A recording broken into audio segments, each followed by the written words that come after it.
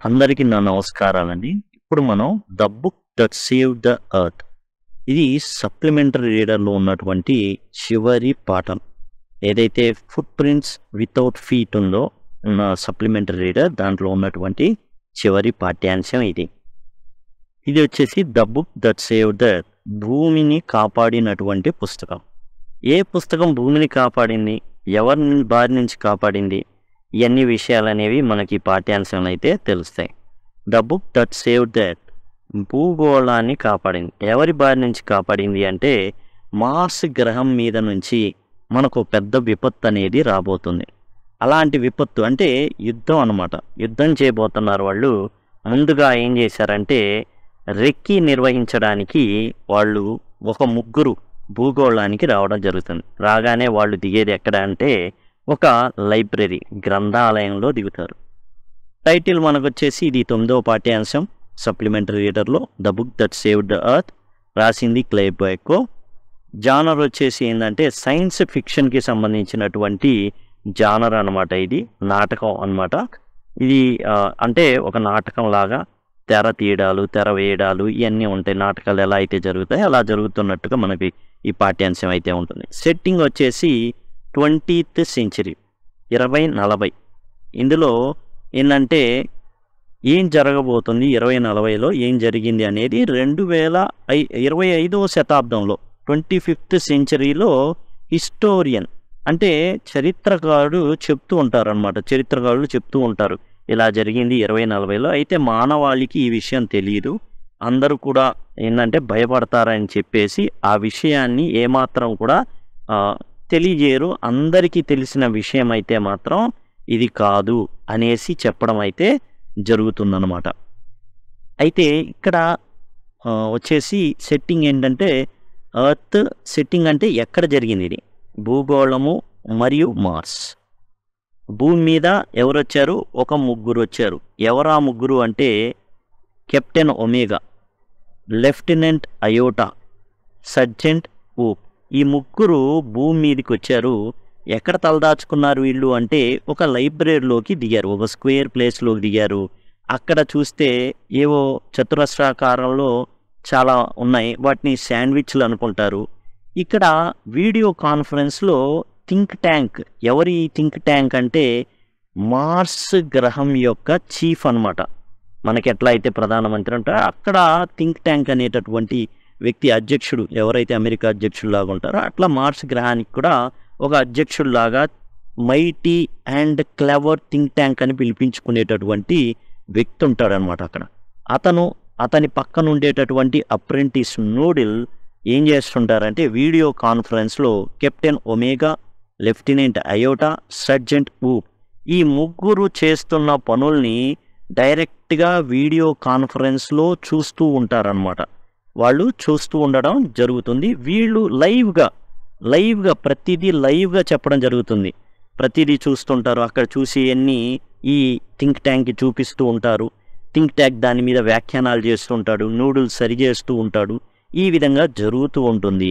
కిందేమో Captain Omega, Lieutenant Iota, Sergeant Oop అనేటటువంటి ముగ్గురు ఒక గ్రంథాలయంలో బుక్స్ ఏవైతే ఉన్నాయో వాటిని పర్యవేక్షిస్తుండగా వాళ్ళ ఆదేశాల కోసం మార్స్ గ్రహం మీద పెద్ద పెద్ద యుద్ధ దళాలు అనేక రకమైన ఆయుధాలని సమకూర్చుకొని వాళ్ళు ఏంటంటే భూమి మీద దాడికి ఒకే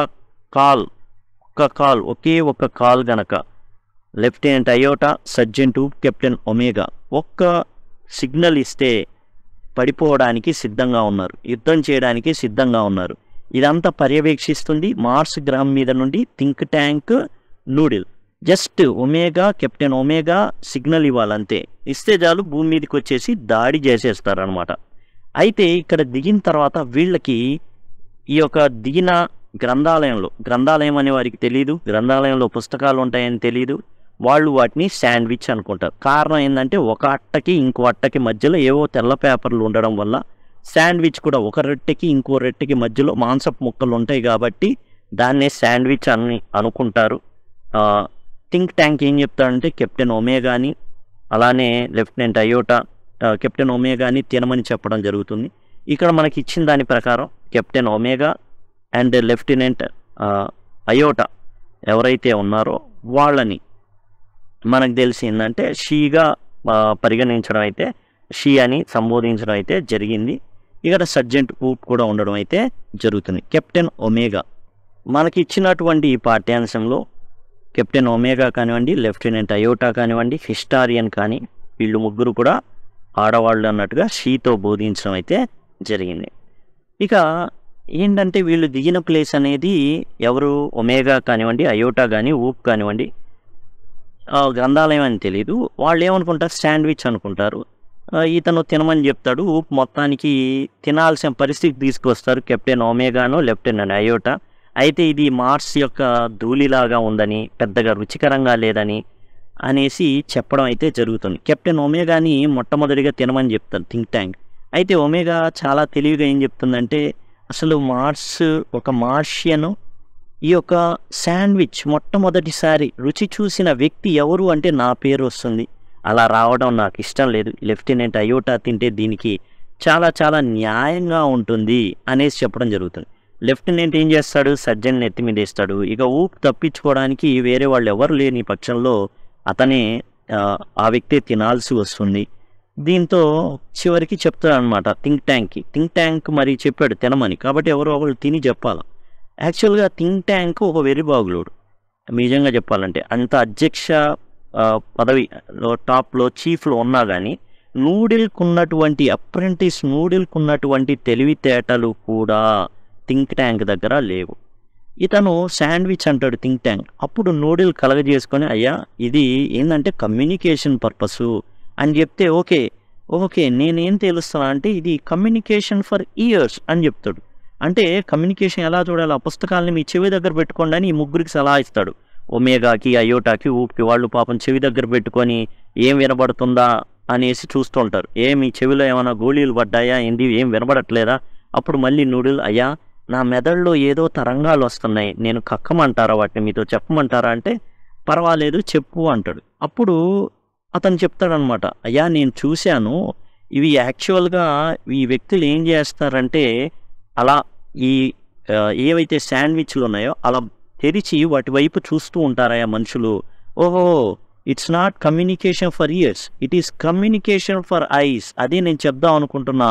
నూడిల్ నువ్వు చాలా తొందరపడ్డావు, వెరీ గుడ్, ఏదైనా నా అప్రెంటిస్ కాబట్టి వెరీ గుడ్ అని చెప్పేసి వాళ్ళ చేత అలా ఓపెన్ చేసి ఏమున్నాయని చెప్తాడు. వాళ్ళు ఓపెన్ చేస్తారు. ఏం తెలిసిద్ది వాళ్ళకి? ఇప్పుడు మనం ఏదైనా మలయాళ పుస్తకమో లేకపోతే ఏదైనా వేరే పుస్తకం తెరిచామనుకోండి, ఒడియా పుస్తకం, ఏం అర్థమైతే బొమ్మలు మాత్రమే తెలుస్తూ ఉంటాయి. వాళ్ళు కూడా బొమ్మలు చూసి అర్థం చేసుకోవడానికి ప్రయత్నిస్తారు. కోడ్లు లాంగ్వేజ్లో ఉందండి, ఏవేవో రాతలు ఉన్నాయండి అని చెప్తారు ఈ ముగ్గురు కూడా. ఎవరికి? థింక్ ట్యాంక్కి. అయితే డీకోడ్ చేయండి. ఇంతలో నూడిల్, అయ్యా నేను ఒక మాట మాట్లాడొచ్చా అంటాడు. చెప్పు, ఏందో చెప్పు అని చెప్తాడనమాట. అప్పుడు అప్రెంటిస్ నూడిల్ చెప్తాడనమాట, అయ్యా మరి మన కెమికల్ ల్యాబ్ వాళ్ళు వీళ్ళకి వైటమిన్స్ ఇచ్చారు, వీళ్ళ బెల్ట్లకి ఉంటాయి కదా, ఆ డబ్బాలు తెచ్చి ఆ వైటమిన్ ట్యాబ్లెట్స్ వేసుకుంటే వాళ్ళ తెలివి చాలా ఎక్కువగా అవుతుంది అనగానే, నాకు ఇప్పుడు ఒక ఆలోచన వచ్చింది, ఒమేగా, అయోటా అండ్ ఊప్ మీరేం చేస్తారంటే మీ దగ్గర ఉన్నటువంటి ఆ ట్యాబ్లెట్లని నోట్లో వేసుకోండి, అప్పుడు మీలో కెమికల్ రియాక్షన్ బాగా జరుగుతుంది అనగానే వాళ్ళ నోట్లో ఆ ట్యాబ్లెట్లు వేసుకోగానే వాళ్ళ తలలు ఊగడం మొదలవుతాయి. వాళ్ళు తమ చేత్తో ఆ తలని గట్టిగా పట్టుకుంటారనమాట. వెంటనే పుస్తకం చదవడం మొదలు పెడతారు. వీళ్ళు చదవడం ఏ పుస్తకం చదివారు అంటే వీళ్ళు మదర్ గూస్ అనేటటువంటి పుస్తకాన్ని చూస్తున్నారు. ఈ మదర్ గూస్ ఏదైతే పుస్తకం ఉందో అది నర్సరీ రైమ్ బుక్. ఇది ఒక నర్సరీ రైమ్ బుక్. మనకు తెలిసిందే నర్సరీ రైమ్లో ఎలా ఉంటాయి, చందమామ రావే, జాబిల్లి రావే, ఇట్లా మా పాపకి ఏదైనా తేవే, ఇట్లా అనేసి ఉంటాయి. నిజంగా చందమామ వచ్చిద్దా లేదా సూర్యమామ ఏమైనా వస్తాడా? రావు. అరే వీళ్ళు రాసుకున్నారా, చందమామను కూడా పిలిచేవాళ్ళు రైళ్ళు, ఒరే నాయన అనుకుంటే అట్లా. ఇక్కడ అదే జరిగేది. వీళ్ళు ఏం చేస్తారు అంటే ముందు కెప్టెన్ ఒమేగా ఆ మదర్ గూస్లో ఉన్నటువంటి ఒక రైమ్ని చదవడం అయితే జరుగుతుంది. ఆ రైమ్ ప్రకారం ఏంటంటే చూడండి ఎట్లా చదువుతుందో. ఒమేగా చదవడం మొదలు పెడుతుంది, చాలా సీరియస్గా చదవడం మొదలు పెడుతుంది. ఎందుకంటే తిడతాడనమాట, ఇది నాట్ జోక్, మీరు చాలా జోక్గా ఉంటున్నారు, అలా ఉండకూడదు, చాలా సీరియస్గా ఏం చేయాలి, దీన్ని పట్టించుకోవాలి, మీరు సీరియస్గా చూడాలి. ఇదేమైనా ఆషామాషి వ్యవహారం అయితే మాత్రం కాదు అని చెప్పంగానే సీరియస్గా చదవడం మొదలు పెడతారు. Mistress Mary Quite Contrary. చూడండి, మేరీ కాంట్రారీ అనేసి చాలా చక్కగా ప్రాసన అయితే చేయడం జరిగింది. మేరీ అనే ఆమె యొక్క గార్డెన్ గురించి ఉంటుందన్నమాట. ఏంటి ఒమేగా చదివిన దాన్ని బట్టి మనం చూస్తే వాళ్ళు ఏం అర్థం చేసుకుంటారంటే, మేరీకి ఒక గార్డెన్ ఉంది, అది చాలా విచిత్రంగా ఉంది. ఎలా అంటే ఆమె యుద్ధానికి సంబంధించినటువంటి ఆయుధాలు ఏవైతే ఉన్నాయో, బాంబులు కానీ అవి తన యొక్క గార్డెన్లోనే పండిస్తుందంట. సిల్వర్ బెల్స్ అంటే యాక్చువల్గా వాళ్ళేం అర్థం చేసుకుంటారంటే వెండి అనేది ఆమె గార్డెన్లోనే పండిస్తుందంట. అట్లానే ప్రెటీ మెయిడ్స్ అంటే మెయిడ్ అంటే ఏంటి? మెయిడ్ అంటే పనోళ్ళు కూడా ఎలా ఉన్నారు? రోలో ఉన్నారు. వాటిని కూడా పండించడం, మనుషుల్ని కూడా తయారు చేస్తున్నారు గార్డెన్లో. ఈ విధంగా ఉంటుంది. ఒకసారిగా బిత్తరపోతారనమాట. ఏందిది, మనుషులు ఏదో అసలు అనాగరికులు అనుకున్నాము, అసలు వీళ్ళేంటి, వీళ్ళ టెక్నాలజీ ఏంది, మనం మైనింగ్ చేస్తాం, వీళ్ళు గార్డెనింగ్ ప్లస్ మైనింగ్ కలిపేశారేంది, గార్డెనింగ్ తోట పనిలో తోట చేయాలా, పూలు పెంచాలా, లేకపోతే పండ్లు పెంచాలా, మరీ వెరైటీగా ఉంటే ఏదైనా కొంచెం ఆ పువ్వు లేకపోతే ఏదో ఒకటి టమాటానో జామకాయనో కలిపి టమాటా జామకాయ తయారు చేసుకోవాలి. కానీ వీళ్ళేంద్ర బాబు బాంబులు తయారు చేస్తున్నారు, వెండి తయారు చేస్తున్నారు, ఆఖరికి మనుషుల్ని కూడా పుట్టిస్తున్నారు గార్డెన్లో. వామ్మో, మనుషులతో పెట్టుకోకూడదు, వీళ్ళు చాలా శక్తివంతులు అని థింక్ ట్యాంక్ అనే వెర్రిబాగులోడు అనుకుంటాడు. యాక్చువల్గా దీని అర్థం ఏంది? ఇది యాక్చువల్గా ఇంగ్లాండ్లోని క్వీన్ మేరీ ఉన్నారు, ఆమెకు సంబంధించి ఇంగ్లాండ్కి సంబంధించి మహారాణి గురించి రాయడం జరిగింది. మీ పాలలో చాలా అద్భుతంగా ఉంది, మీ గార్డెన్లో తోటలో ఏంటంటే గవ్వలు పెరుగుతాయి, సముద్రపు గవ్వలు ఉంటాయి చూసారా, జీవులు ఉంటాయి కదా, నత్తలు నత్తగుళ్ళు ఇవి ఉంటాయి, అవి పెరుగుతూ ఉంటాయి. అట్లానే సిల్వర్ బెల్స్ అంటే పూలు అండి, డెకరేషన్కి వాడేటటువంటి పూలు. అండ్ ప్రెటీ మెయిడ్స్ అన్న పూలు, అవి పూలు అనమాట, ఒక రకంగా వాడేటటువంటి పూలు. అంటే జనరల్గా డెకరేషన్కి చాలా చక్కగా మంచి సువాసన ఇచ్చేటటువంటి పూల రకాలవి. వాటిని చూసి చందమామ రావి అంటే వామ్మో చంద్రుని పిలిచేవాళ్ళు, పిల్లోడి కోసం అయితే అవి అంటే అవి తెచ్చేది అనుకుంటే ఎట్లా? కానీ ఇక్కడ అలానే అనుకోవడం జరుగుతుంది. ఎప్పుడైతే ఈ విధంగా అనుకుంటాడో థింక్ ట్యాంక్కి ఒక్కసారిగా ఏమైతుందంటే వణుకు పుట్టిద్ది. వణుకు పుట్టేసి ఏం చెప్పడం జరుగుతుందంటే వెంటనే అయోటాకి కింగ్ ఎవరైతే కెప్టెన్ ఉన్నాడో ఒమేగాకి కాంటాక్ట్ చేయమంటాడు. మార్స్ గ్రహంల మీద ఉన్నటువంటి ఏదైతే ఫ్లీట్ ఉందో, అంటే యుద్ధానికి సిద్ధంగా ఉన్నటువంటి ఏదైతే ఫ్లీట్ ఉందో వాళ్ళకి యాక్చువల్గా కాంటాక్ట్ చేయమని చెప్పడం అయితే జరుగుతుంది. తొందరపడి భూమి మీదకి వెళ్ళమాకండి అని మీరు చెప్పండి అంటే ఒమేగా అట్లానే కాంటాక్ట్ చేసి తొందరపడి రావద్దు, ఇక్కడ చాలా విషయాలు మారిపోయి ఉన్నాయి, మనం అనుకున్నట్టు భూమి ఒక మట్టి దిబ్బ కాదు, ఒక మట్టి గోళం కాదు, ఇక్కడ ఉన్నవాళ్ళు అనాగరికులు కాదు, చాలా అడ్వాన్స్డ్ పీపుల్, మీరు తొందరపడొద్దని ఒమేగా వాళ్ళకి హెచ్చరించడం జరుగుతుంది. ఆ తర్వాత కెప్టెన్ ఒమేగా చదివిన తర్వాత లెఫ్టినెంట్ అయోటా తాను ఆ బుక్లోది చదవడం జరుగుతుంది. షీ రీడ్స్ వెరీ గ్రేవ్లీ, చాలా సీరియస్గా. వీళ్ళు వేసుకున్న వైటమిన్ ట్యాబ్లెట్స్ వల్ల చాలా కెమికల్ రియాక్షన్ జరిగి ఉంటుంది. అసలు వీళ్ళ రియాక్షన్కి ఈ రియాక్షను చాలా విచిత్రంగా ఉండిద్ది అనమాట, చాలా వేరుగా అర్థం చేసుకుంటారు. చెప్పుకున్నాం కదా మనం, అట్లా చందమామ రావే అంటే చంద్రుడు వస్తాడని, లేదు కదా. Lieutenant Iota, yes sir, she reads very gravely. ఈమె కూడా చాలా నవ్వుతూ ఉండిద్ది చదువుతా, నో లెవిటీ, నో, అసలు మీరు సీరియస్గా ఉండాలి, అలా నవ్వకూడదు. థింక్ ట్యాంక్ చెప్తాడనమాట, చెప్పు నీకేం నవ్వు వచ్చిందో చెప్పు అనేసి లెఫ్టినెంట్ అయోటా అని చెప్పడం జరుగుతుంది. Hey diddle the cat and the fiddle. పిల్లి దగ్గర ఫిడిల్ ఉందంట, అంటే నీరో చక్రవర్తి లాగా ఇది కూడా ఫిడిల్ వాయిస్తుందా పిల్లి? వీళ్ళు అలా అనుకుంటారు. పిల్లి ఏంటి, పిల్లి దగ్గర ఫిడిల్ ఉండడం ఏంటి, మనుషులు దానికి ఫిడిల్ నేర్పించడం ఏంటి? ఫిడిల్ అంటే ఒక సంగీత వాయిద్యం. The cow jumped over the moon, my goodness. ఆవు చంద్రుడి మీద దూకుద్దా, అలా దూకిద్దా, భూమి మీద నుంచి చంద్రుడి మీదకి వెళ్ళిపోద్దా? How the little dog laugh to see such sport.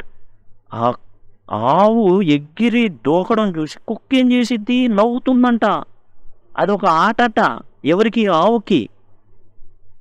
ఏంటిది, చంద్రుడి మీద దూకడం ఒక ఆట, ఏందిది? వామ్మో, వీళ్ళేంది నార్మల్గా ఉన్నారా? లేదు. And the dish Ryan away with the spoon. Dish అంట స్పూన్తో పారిపోయిందంట, ఇంకోటి లేచిపోయింది, రన్ అవే విత్ అంటే లేచిపోవడం అని.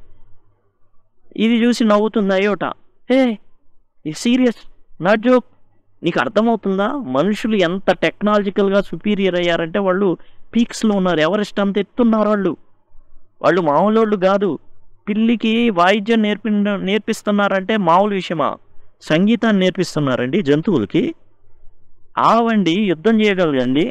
మన మార్స్ గ్రహం మీదకి పంపించారనుకోండి ఆవుని, లక్షల కోట్ల ఆవుల్ని పంపించారనుకోండి, అవి యుద్ధం చేస్తాయి. మనుషులు రానక్కర్లా అని థింక్ ట్యాంక్ చెప్తూ ఉంటాడు వీళ్ళకి. మీకేమైనా జోక్‌గా ఉందా? Little dog laugh to see such sport. కుక్క నవ్వుతుందండి. అంటే ఎంత సుపీరియర్ అండి మనిషి. అండ్ డిష్ యానిమేట్స్ ఆఖరికి ప్రాణం లేనివి కూడా ఏం చేస్తున్నాడు? ప్రాణం తెప్పిస్తున్నాడు మనిషి. అంటే సివిలైజేషన్ ఎంత టాప్‌కి రీచ్ అయింది మీకు అర్థమవుతుందా? ప్రతి ఒక్కళ్ళకి తొందరగా అయోటా నువ్వు సిగ్నల్ మన వాళ్ళకి తొందరపడి ఇక్కడికి భూగోళానికి రావద్దని తొందరగా సిగ్నల్ ఇవ్వండి. పొరపాటున వాళ్ళు గనక దిగారంటే మనం ఓటమి చెందుతాం. ఏదో లంచ్ అవర్లోగా పూర్తి చేద్దాం అనుకున్నాం, మట్టి గోళం అనుకున్నాను. కానీ వీళ్ళు చాలా చాలా పవర్ఫుల్ బీయింగ్స్, పవర్ఫుల్ స్థాయికి వచ్చేసారు. ఇప్పుడు చదువుతున్నాడు అనమాట. ఎస్ సార్ రీడింగ్, చదవమంటే చదువుతున్నాడు. ఏం చదువుతున్నాడు? Humpty Dumpty sat on the wall, Humpty Dumpty had a great fall, all the king's horse and all the king's men cannot put Humpty Dumpty together again. ఇక్కడ చదువుతా భయపడిపోతుంటాడు, వణుకుతా ఉంటాడు. సార్ ఇక్కడ ఒక బొమ్మ ఉంది సార్, సార్ అని చెప్తా ఆ బొమ్మను అట్లా వీడియో కాన్ఫరెన్స్ చూస్తుంటారు కదా, అలా పెడతాడు. పెట్టంగానే ఏముంది? హంటీ డంటీను అండ్ థింక్ ట్యాంక్ ఇద్దరు ఒకేలాగా ఉంటారు. వాళ్ళ మెదళ్ళు పెద్దగా ఉంటాయి. అంతకుముందు చెప్తుంటాడు అనమాట. ఏమని చెప్తుంటాడు?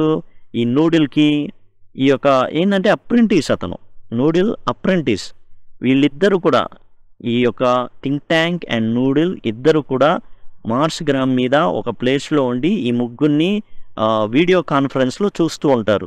వీళ్ళు ముగ్గురు పరిస్థితులంతా బాగున్నాయి అనుకుంటే వాళ్ళు సిగ్నల్ ఇస్తే మొత్తం అన్ని దళాలు, యుద్ధానికి సంబంధించిన దళాలన్నీ వచ్చేసి ఇంకా దాడి చేయడమే. అలాంటిది ఇవన్నీ చూసి బిత్తరపోతాడు థింక్ ట్యాంక్. అండ్ నూడిల్ ఏంటంటే బుక్స్ దగ్గర ఈ శాండ్విచ్లు కాదయ్యా కమ్యూనికేషన్ కంటే, okay those are sandwiches for communication అంటాడు థింక్ ట్యాంక్. సరే ఇవన్నీ కాదురా, అది ఇయర్ కమ్యూనికేషన్ అంటే శాండ్విచ్ ఇయర్ అదేంటంటే కమ్యూనికేషన్ ఫర్ ఇయర్స్ అంటాడు.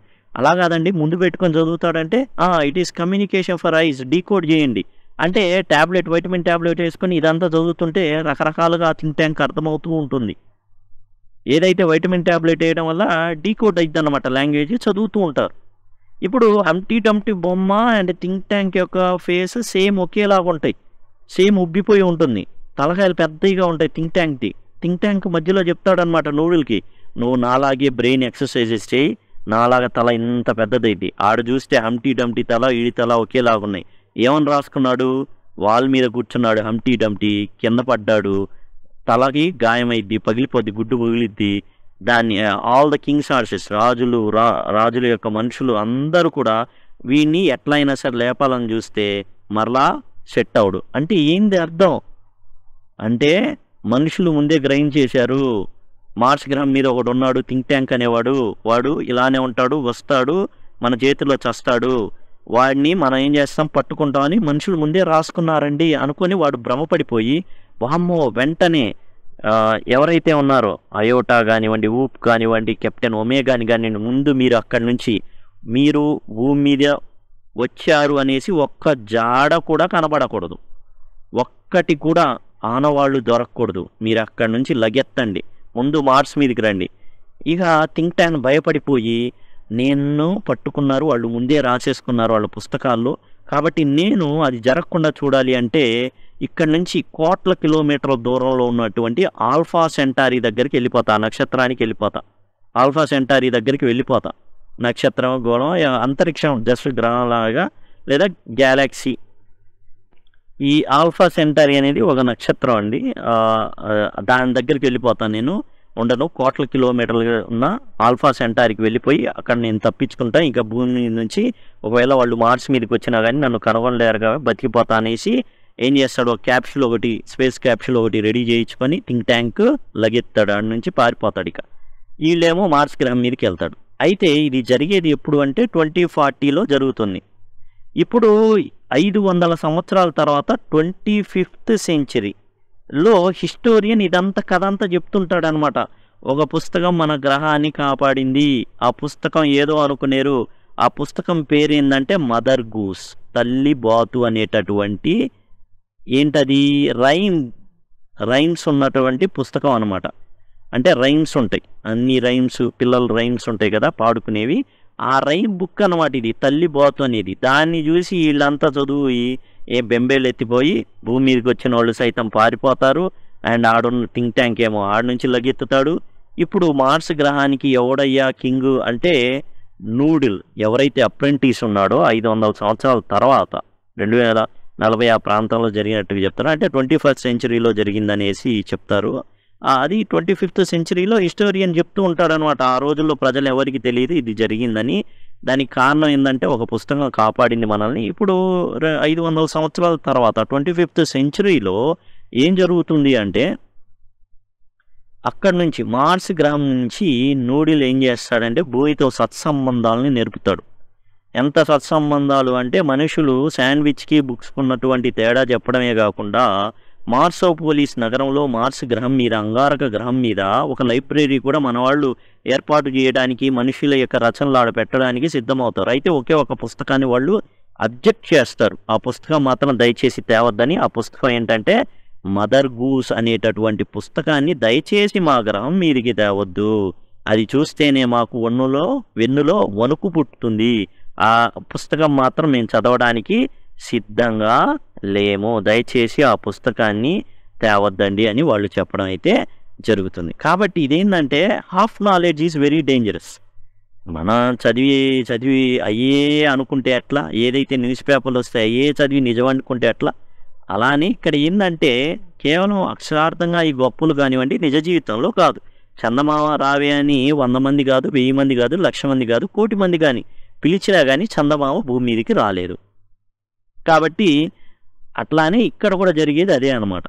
అయితే బెంబేలు ఎత్తిపోయి మొత్తానికి ఒక యుద్ధం అయితే నివారించబడింది అనేసి హిస్టోరియన్ చెప్తాడనమాట నవ్వుకుంటా. చివరిలో మదర్ గూస్ అనేటటువంటి జనరల్గా ఏమనుకుంటారో పుస్తకం కాపాడిందంటే రకరకాల ఏదైనా గొప్ప గ్రంథాలు కావచ్చు, మిసైల్కి సంబంధించిన గ్రంథాలు కావచ్చు, ఇంకోటి కావచ్చు అనుకుంటారు. కానీ కాపాడింది పిల్లల పుస్తకం, చిన్న పిల్లల పుస్తకం ఈ భూగోళాన్ని కాపాడింది అని చెప్పి నవ్వుకుంటూ ఇంతటితో సమాప్తం అని హిస్టోరియన్ అంటే చరిత్రకారులు ఆమె చెప్పడం అయితే జరుగుతుంది. ఇదండి the book that saved the earth.